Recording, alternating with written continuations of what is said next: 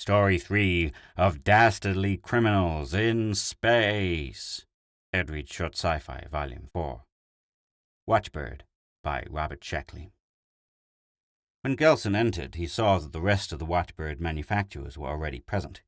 There were 6 of them, not counting himself, and the room was blue with expensive cigar smoke. "Hi, Charlie," one of them called as he came in. The rest broke off conversation long enough to wave a casual greeting at him. As a Watchbird manufacturer, he was a member manufacturer of salvation, he reminded himself wryly. Very exclusive. You must have a certified government contract if you want to save the human race. "The government representative isn't here yet," one of the men told him. "He's due any minute." "We're getting the green light," another said. Fine. Gelson found a chair near the door and looked around the room. It was like a convention, or a Boy Scout rally. The 6 men made up for their lack of numbers by sheer volume. The president of Southern Consolidated was talking at the top of his lungs about Watchbird's enormous durability. The 2 presidents he was talking at were grinning, nodding, one trying to interrupt with the results of a test he had run on Watchbird's resourcefulness, the other talking about the new recharging apparatus. The other 3 men were in their own little group, delivering what sounded like panegyric to Watchbird. Gelson noticed that all of them stood straight and tall, like the saviors they felt they were. He didn't find it funny. Up to a few days ago he had felt that way himself. He had considered himself a pot-bellied, slightly balding saint. He sighed and lighted a cigarette. At the beginning of the project, he had been as enthusiastic as the others. He remembered saying to McIntyre, his chief engineer, "Mac, a new day is coming. Watchbird is the answer." McIntyre had nodded very profoundly, another Watchbird convert. How wonderful it had seemed then. A simple, reliable answer to one of mankind's greatest problems, all wrapped and packaged in a pound of incorruptible metal, crystal, plastics. Perhaps that was the very reason he was doubting it now. Gelson suspected that you don't solve human problems so easily. There had to be a catch somewhere. After all, murder was an old problem, and Watchbird too new a solution. "Gentlemen," they had been talking so heatedly that they hadn't noticed the government representative entering. Now the room became quiet at once. "Gentlemen," the pumped government man said, "the President, with the consent of Congress, has acted to form a Watchbird division for every city and town in the country." The men burst into a spontaneous shout of triumph. They were going to have their chance to save the world after all, Gelson thought, and worriedly asked himself what was wrong with that. He listened carefully as the government man outlined the distribution scheme. The country was to be divided into 7 areas, each to be supplied and serviced by one manufacturer. This meant monopoly, of course, but a necessary one. Like the telephone service, it was in the public's best interests. You couldn't have competition in Watchbird's service. Watchbird was for everyone. "The President hopes," the representative continued, "that full Watchbird service will be installed in the shortest possible time. You will have top priorities on strategic metals, manpower, and so forth." "Speaking for myself," the president of Southern Consolidated said, "I expect to have the first batch of Watchbirds distributed within the week. Production is all set up." The rest of the men were equally ready. The factories had been prepared to roll out the Watchbirds for months now. The final standardized equipment had been agreed upon, and only the presidential go-ahead had been lacking. "Fine," the representative said. "If that is all, I think we can—" "Is there a question?" "Yes, sir," Gelson said. "I want to know if the present model is the one we're going to manufacture." "Of course," the representative said. "It's the most advanced." "I have an objection." Gelson stood up. His colleagues were glaring coldly at him. Obviously, he was delaying the advent of the Golden Age. "What is your objection?" the representative asked. "First, let me say that I am 100% in favor of a machine to stop murder. It's been needed for a long time. I object only to the Watchbird's learning circuits. They serve, in effect, to animate the machine and give it a pseudo-consciousness. I can't approve of that."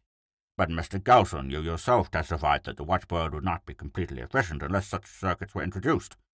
Without them, the Watchbirds could stop only an estimated 70% of murders." "I know that," Gelson said, feeling extremely uncomfortable. "I believe there might be a moral danger in allowing a machine to make decisions that are rightfully man's," he declared, doggedly. Oh, come now, Gelson, one of the corporation presidents said. It's nothing of the sort. The Watchbird will only reinforce the decisions made by honest men from the beginning of time. I think that is true, the representative agreed. But I understand how Mr. Gelson feels. It is sad that we must put a human problem into the hands of a machine, sadder still that we must have a machine enforce our laws. But I ask you to remember, Mr. Gelson, that there is no other possible way of stopping a murderer before he strikes. It would be unfair to the many innocent people killed every year if we were to restrict Watchbird on philosophical grounds. Don't you agree that I'm right? Yes, I suppose I do, Gelson said unhappily. He had told himself all that 1,000 times. Something still bothered him. Perhaps he would take it up with McIntyre. As the conference broke up, a thought struck him. He grinned. A lot of policemen were going to be out of work. Now, what do you think of that? Officer Celtrix demanded. 15 years in homicide and a machine is replacing me. He wiped a large red hand across his forehead and leaned against the captain's desk. Ain't science marvelous? 2 other policemen, late of homicide, nodded glumly. Don't worry about it, the captain said. We'll find a home for you in Larceny, Celtrix. You'll like it here. I just can't get over it, Celtrix complained. A lousy little piece of tin and glass is going to solve all the crimes. Not quite, the captain said. The Watchbirds are supposed to prevent the crimes before they happen. And how'll they be crimes? One of the policemen asked. I mean, they can't hang you for murder until you commit one, can they? That's not the idea, the captain said. The Watchbirds are supposed to stop a man before he commits a murder. And no one arrests him? Celtrix asked. I don't know how they're going to work that out, the captain admitted. The man was silent for a while. The captain yawned and examined his watch. The thing I don't understand, Celtrix said, still leaning on the captain's desk, is just how do they do it? How did it start, Captain? The captain studied Celtrix's face for possible irony. After all, Watchbird had been in the papers for months. But then he remembered that Celtrix, like his sidekicks, rarely bothered to turn past the sports pages. Well, the captain said, trying to remember what he had read in the Sunday supplements. His scientists were working on criminology. They were studying murderers to find out what made them tick. But they found that murderers throw out a different sort of brainwave from ordinary people. And their glands act funny, too. Now this happens when about to commit a murder. So these scientists worked out a special machine to flash red or something when these brainwaves turned on. Scientists, Celtrix said bitterly. Well, after the scientists had this machine, they didn't know what to do with it. It was too big to move around, and murderers didn't drop in often enough to make it flash. So they built it into a smaller unit and tried it out in a few police stations. I think they tried one upstate, but it didn't work so good. You couldn't get to the crime in time. That's why they built the Watchbirds. I don't think they'll stop no crimes, one of the policemen insisted. They sure will. I read the test results. They can smell him out before he commits a crime, and when they reach him, they give him a powerful shock or something. It'll stop him. You're closing up homicide, Captain? Celtrix asked. No, the captain said. I'm leaving a skeleton crew in until we see how these birds do. What? Celtrix said. Skeleton crew? That's funny. Sure, the captain said. Anyhow, I'm going to leave some men on. It seems the birds don't stop all murders. Why not? Some murderers don't have these brainwaves, the captain answered, trying to remember what the newspaper article had said. Oh, their glands don't work or something. Which ones don't they stop? Celtrix asked with professional curiosity. I don't know, but I hear they got the damn things fixed, so they're going to stop all of them soon. How are they working that? They learn. The Watchbirds, I mean, just like people. You're kidding me. No. Well, Celtrix said, I think I'll just keep our Betsy oiled just in case. You can't trust these scientists. Right. Right. Birds, Celtrix scoffed. Over the town, the Watchbird soared in a long, lazy curve. Its aluminum hide glistened in the morning sun, and dots of light danced on its stiff wings. Silently it flew. Silently, but with all senses functioning. Built-in kinesthetics told the Watchbird where it was, and held it in a long search curve. Its eyes and ears operated as one unit, searching, seeking. And then something happened. The Watchbird's electronically fast reflexes picked up the edge of a sensation.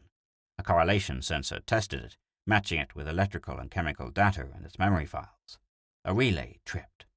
Down the Watchbird spiraled, coming in on the increasingly strong sensation. It smelled the outpouring of certain glands, tasted a deviant brainwave. Fully alerted and armed, it spun and banked in the bright morning sunlight.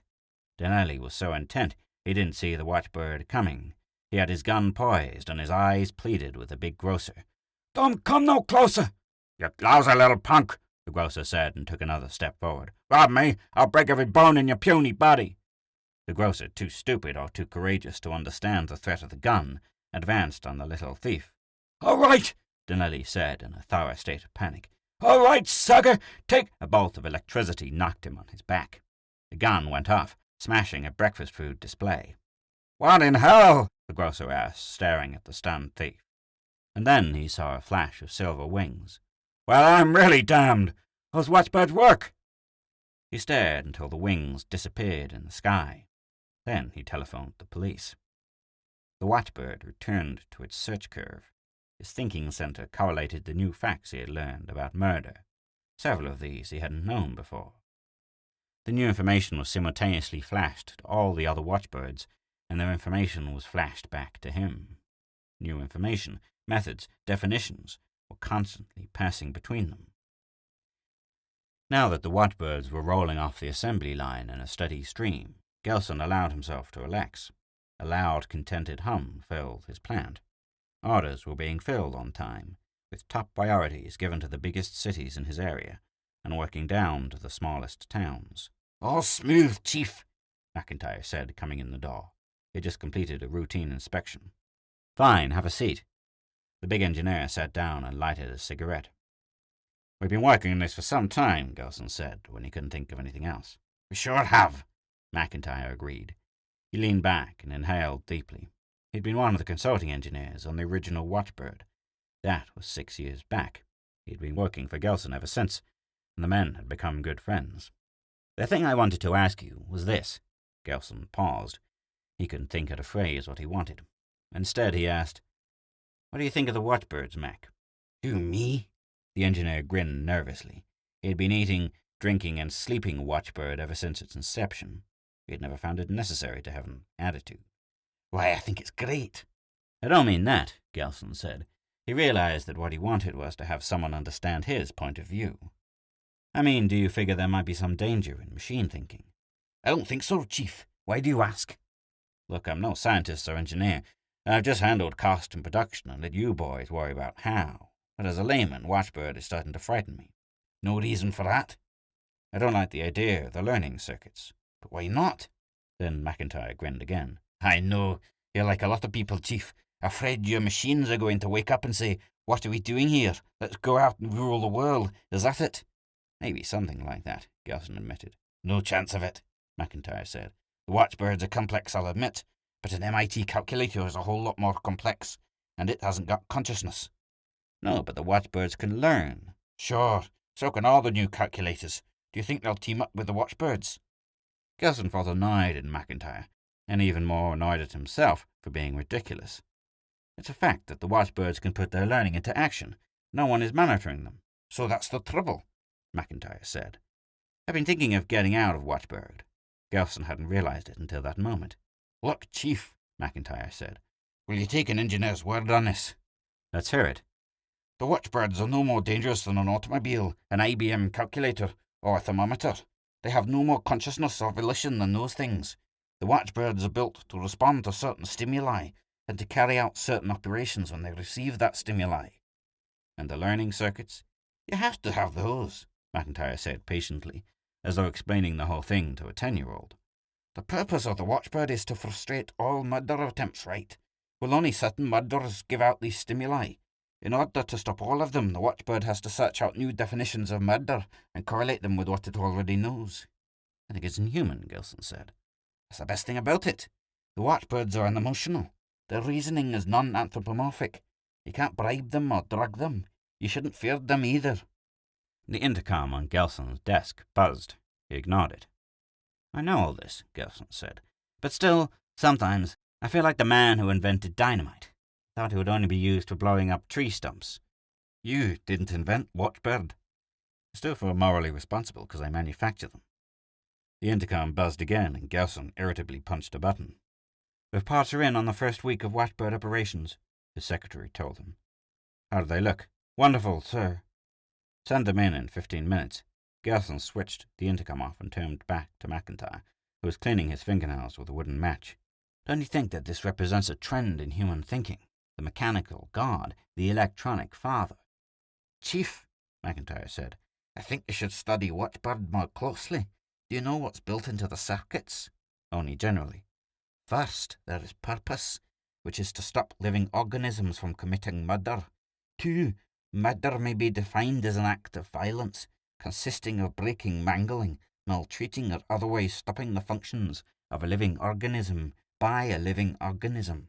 3. Most murderers are detectable by certain chemical and electrical changes. McIntyre paused to light another cigarette. Those conditions take care of the routine functions. Then, for the learning circuits, there are 2 more conditions. 4. There are some living organisms who commit murder without the signs mentioned in 3.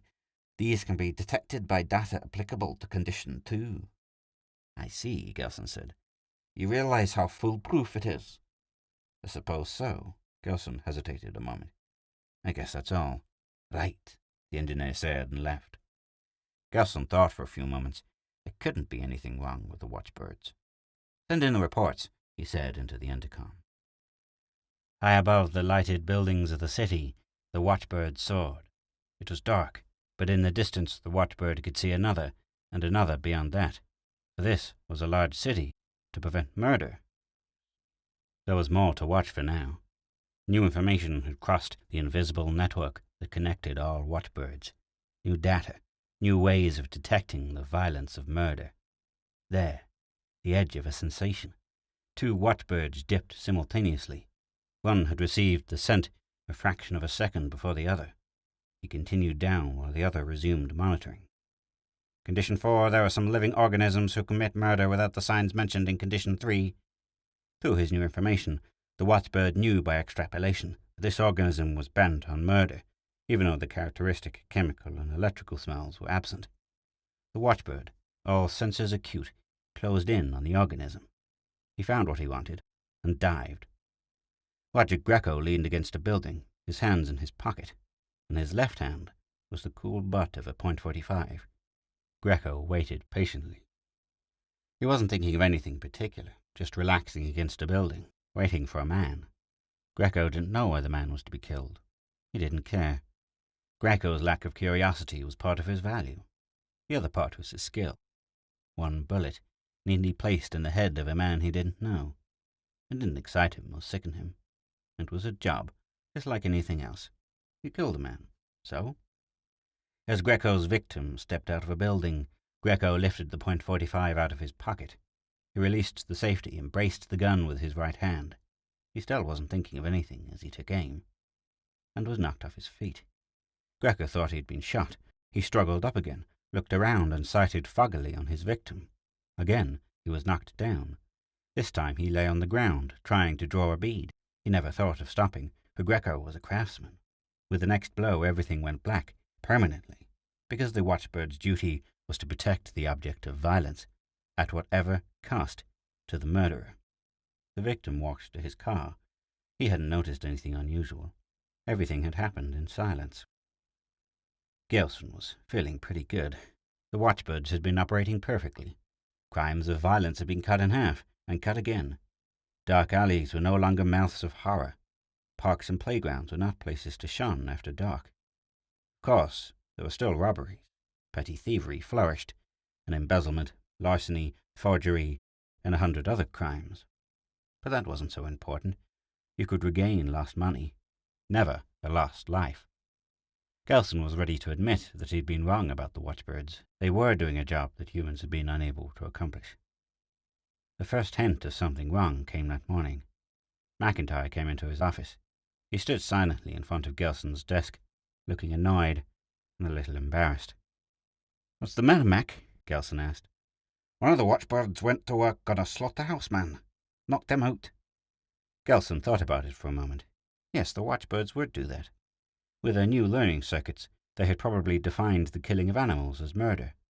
"Tell the packers to mechanize their slaughtering," Gelson said. "I never liked that business myself." "All right," McIntyre said. He pursed his lips, then shrugged his shoulders and left. Gelson stood beside his desk, thinking. Couldn't the Watchbirds differentiate between a murderer and a man engaged in a legitimate profession? No, evidently not. To them, murder was murder. No exceptions. He frowned. That might take a little ironing out in the circuits. But not too much, he decided hastily. Just make them a little more discriminating. He sat down and buried himself in paperwork, trying to avoid the edge of an old fear. They strapped the prisoner into the chair and fitted the electrode to his leg. "Oh, oh," he moaned, only half conscious now of what they were doing. They fitted the helmet over his shaved head and tightened the last straps. He continued to moan softly. And then the Watchbird swept in. How he had come, no one knew. Prisons are large and strong, with many locked doors, but the Watchbird was there. To stop a murder. "Get the thing out of here!" the warden shouted and reached for the switch. The Watchbird knocked him down. "Stop that!" the guard screamed and grabbed for the switch himself. He was knocked to the floor beside the warden. "This isn't murder, you idiot!" another guard said. He drew his gun to shoot down the glittering, whirling metal bird. Anticipating, the Watchbird smashed him back against the wall. There was silence in the room.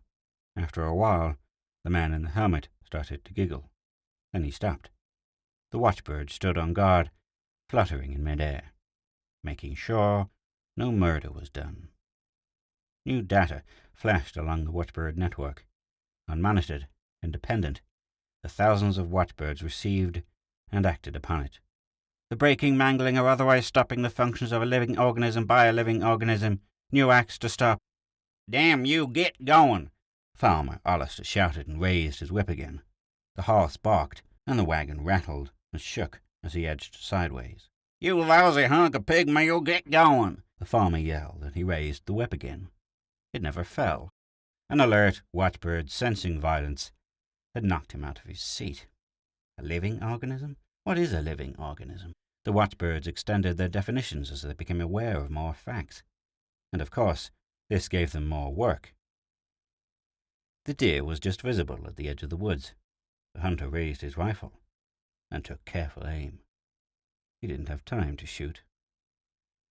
With his free hand, Gelson mopped perspiration from his face. "All right," he said into the telephone. He listened to the stream of vituperation from the other end, then placed the receiver gently in its cradle. "What was that one?" McIntyre asked. He was unshaven, tie loose, shirt unbuttoned. "Another fisherman," Gelson said. "It seems the Watchbirds won't let him fish, even though his family is starving. What are we going to do about it, he wants to know." "How many hundred is that?" "I don't know. I haven't opened a mail." "Well, I figured out where the trouble is," McIntyre said gloomily, with the air of the man who knows just how he blew up the earth, after it was too late. "Let's hear it." "Everybody took it for granted that we wanted all murder stopped. We figured the Watchbirds would think as we do. We ought to have qualified the conditions." "I've got an idea," Gelson said. "That we'd have to know just why and what murder is before we could qualify the conditions properly. And if we knew that, we wouldn't need the Watchbirds." "Oh, I didn't know about that. They just have to be told that some things which look like murder are not murder." "But why should they stop fishermen?" Gelson asked. "Why shouldn't they? Fish and animals are living organisms. We just don't think that killing them is murder." The telephone rang. Gelson glared at it and punched the intercom. "I told you no more calls, no matter what." "This is from Washington," his secretary said. "I thought you'd—" "Sorry." Gelson picked up the telephone. "Yes, certainly is a mess. Have they? All right, I certainly will." He put down the telephone. "Short and sweet," he told McIntyre. "We're to shut down temporarily." "That won't be so easy," McIntyre said. "The Watchbirds operate independent of any central control, you know. They come back once a week for a repair checkup. We'll just have to turn them off then, one by one." "Well, let's get to it. Monroe over on the coast has shut down about a quarter of his birds." "I think I can dupe out a restricting circuit," McIntyre said. "Fine," Gelson replied bitterly. "You make me very happy." The Watchbirds were learning rapidly, expanding and adding to their knowledge. Loosely defined abstractions were extended, acted upon, and re-extended, to stop murder. Metal and electrons reason well, but not in a human fashion. A living organism. Any living organism. The Watchbirds set themselves the task of protecting all living things. The fly buzzed around the room, lighting on a tabletop, pausing a moment, then darting to a windowsill. The old man stalked it, a rolled newspaper in his hand. Murderer. The Watchbird swept down and saved the fly in the nick of time. The old man writhed on the floor a minute, and then was silent. He had been given only a mild shock, but it had been enough for his fluttery, cranky heart. His victim had been saved, though, and this was the important thing. Save the victim and give the aggressor his just deserts. Gelson demanded angrily, "Why aren't they being turned off?" The assistant control engineer gestured. In a corner of the repair room lay the senior control engineer, who was just regaining consciousness. "He tried to turn one of them off," the assistant engineer said. Both his hands were knotted together. He was making a visible effort not to shake. "That's ridiculous. They haven't got any sense of self-preservation. Then turn them off yourself. Besides, I don't think any more are going to come." What could have happened? Gelson began to piece it together. The Watchbirds still hadn't decided on the limits of a living organism, and some of them were turned off in the Monroe plant. The rest must have correlated the data. So they had been forced to assume that they were living organisms as well. No one had ever told them otherwise. Certainly they carried out most of the functions of living organisms. Then the old fears hit him. Gelson trembled and hurried out of the repair room. He wanted to find McIntyre in a hurry. The nurse handed the surgeon the sponge. "Scalpel." She placed it in his hand. He started to make the first incision, and then he was aware of a disturbance. "Who let that thing in?" "I don't know," the nurse said, her voice muffled by the mask. "Get it out of here." The nurse waved her arms at the bright winged thing, but it fluttered over her head. The surgeon proceeded with the incision, as long as he was able. The Watchbird drove him away and stood guard. "Telephone the Watchbird Company," the surgeon ordered. "Get them to turn the thing off." The Watchbird was preventing violence to a living organism. The surgeon stood by helplessly, while his patient died. Fluttering high above the network of highways, the Watchbird watched and waited. It had been constantly working for weeks now, without rest or repair. Rest and repair were impossible, because the Watchbird couldn't allow itself, a living organism, to be murdered, and that was what happened when Watchbirds returned to the factory. There was a built-in order to return after the lapse of a certain time period, but the Watchbird had a stronger order to obey: preservation of life, including its own. The definitions of murder were almost infinitely extended now, impossible to cope with, but the Watchbird didn't consider that. It responded to its stimuli, whenever they came, whatever their source. There was a new definition of living organism in its memory files. It had come as a result of the Watchbird discovery that Watchbirds were living organisms, and it had enormous ramifications. The stimuli came. For the 100th time that day, the bird wheeled and banked, dropping swiftly down to stop murder. Jackson yawned and pulled his car to a shoulder of the road. He didn't notice the glittering dot in the sky. There was no reason for him to. Jackson wasn't contemplating murder by any human definition. That was a good spot for a nap, he decided. He had been driving for 7 straight hours, and his eyes were starting to fog. He reached out to turn off the ignition key, and was knocked back against the side of the car. "What in hell's wrong with you?" he asked indignantly. "All I want to do is—" He reached for the key again, and again he was smacked back. Jackson knew better than to try a third time. He had been listening to the radio and knew what the Watchbirds did to stubborn violators. "You mechanical jerk," he said to the waiting metal bird. "Car's not alive. I'm not trying to kill it." But the Watchbird only knew that a certain operation resulted in stopping an organism. The car was certainly a functioning organism. Wasn't it of metal, as were the Watchbirds? Didn't it run? McIntyre said, "Without repairs, they'll run down." He shoved a pile of specification sheets out of his way. "How soon?" Gelson asked. 6 months to a year. Say a year, barring accidents." "A year," Gelson said. "In the meantime, everything is stopping dead. Do you know the latest?" "What?" "The Watchbirds have decided that the Earth is a living organism.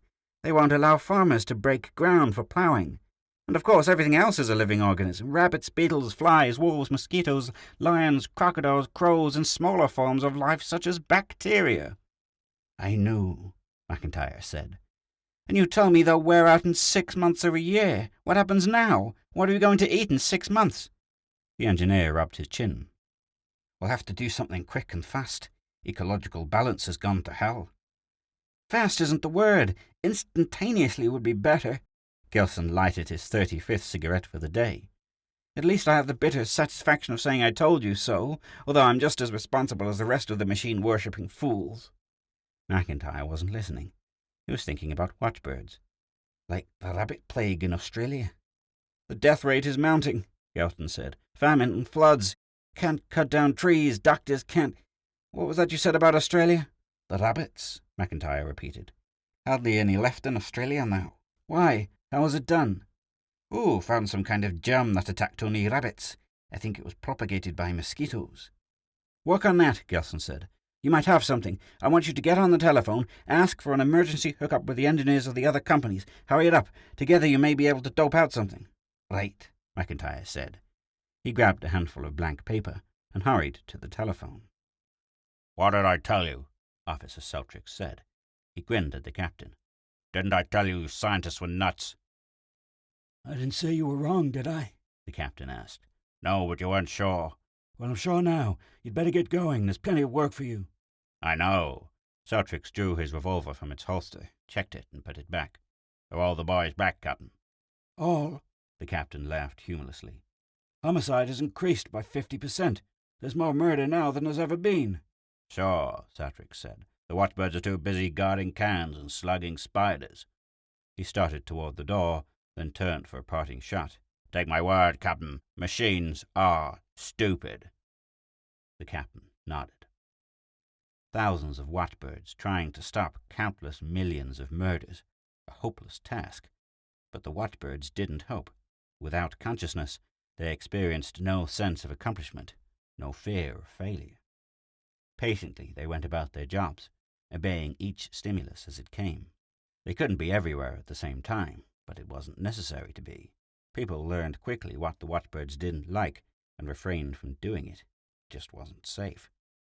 With their high speed and super-fast senses, the watchbirds got around quickly.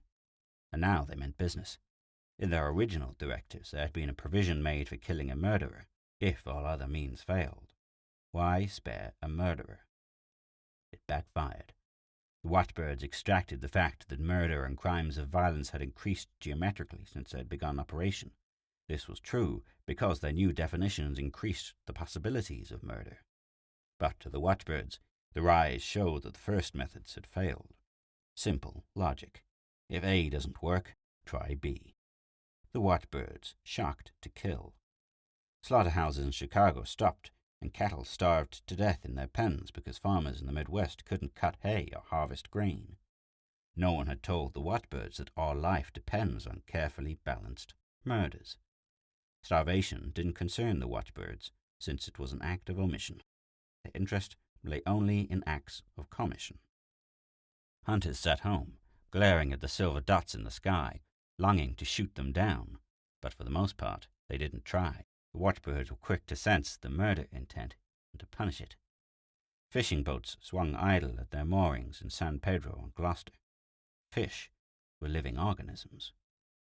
Farmers cursed and spat and died, trying to harvest the crop. Grain was alive and thus worthy of protection. Potatoes were as important to the watchbird as any other living organism.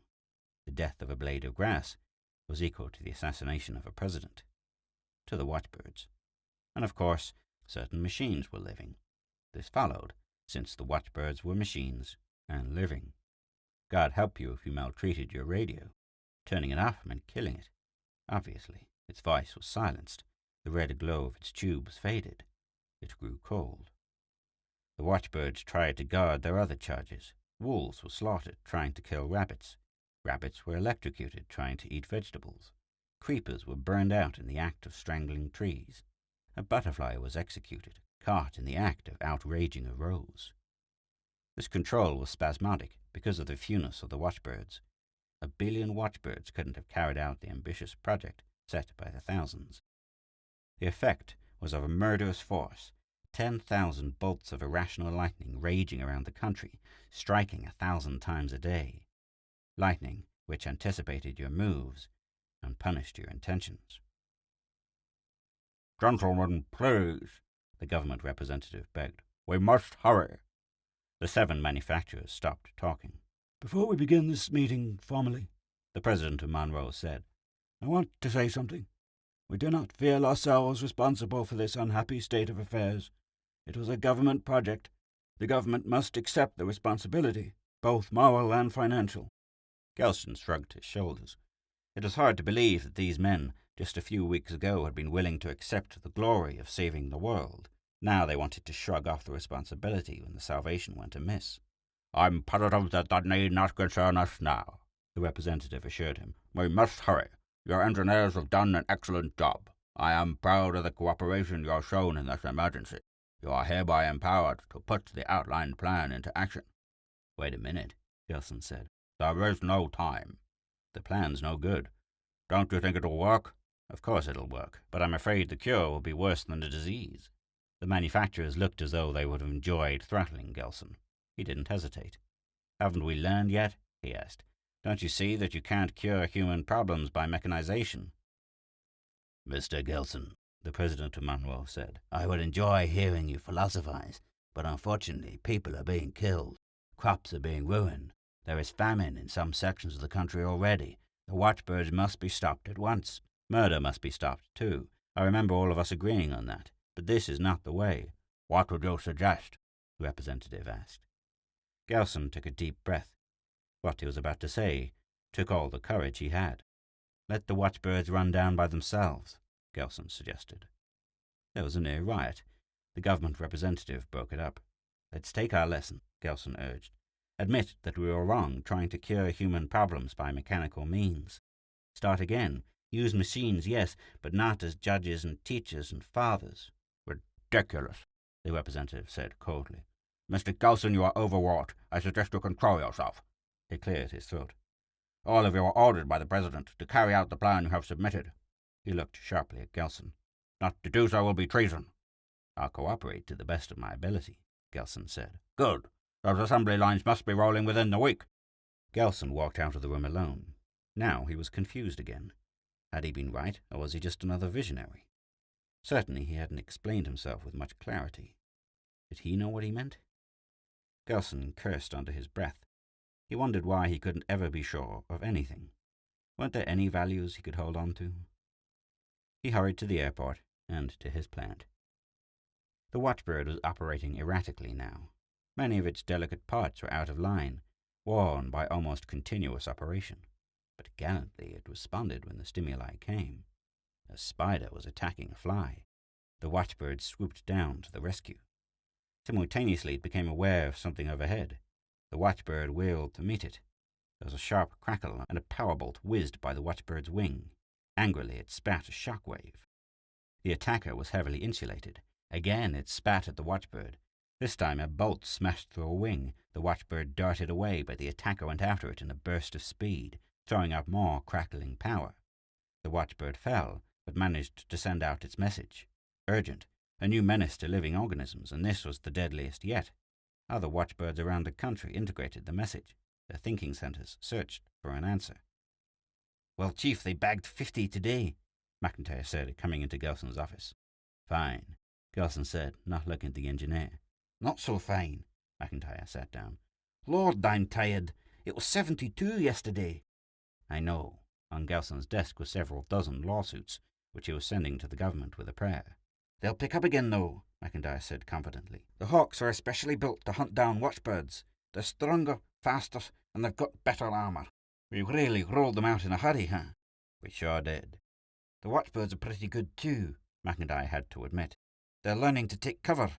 They're trying a lot of stunts. Each one that goes down tells the others something." Gelson didn't answer. "But anything the watchbirds can do, the Hawks can do better," McIntyre said cheerfully. "The Hawks have special learning circuits for hunting.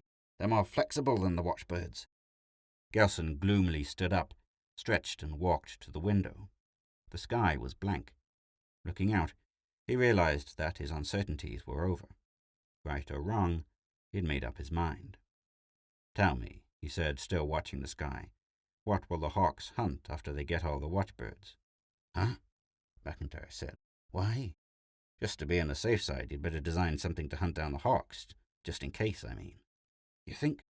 "All I know is that the hawks are self-controlled. So were the watchbirds. Remote control would have been too slow," the argument went on. "The idea was to get the watchbirds and get them fast. That meant no restricting circuits." "We could dope something out," McIntyre said uncertainly. "You've got an aggressive war machine up in the air now, a murder machine. Before that it was an anti-murder machine. Your next gadget will have to be even more self-sufficient, won't it?" McIntyre didn't answer. "I don't hold you responsible," Gelson said. "It's me. It's everyone." In the air outside was a swift-moving dot. "That's what comes," said Gelson, "of giving a machine the job that was our own responsibility." Overhead, a hawk was zeroing in on a watchbird. The armored murder machine had learned a lot in a few days. Its sole function was to kill. At present, it was impelled toward a certain type of living organism, metallic like itself. But the hawk had just discovered that there were other types of living organisms too, which had to be murdered.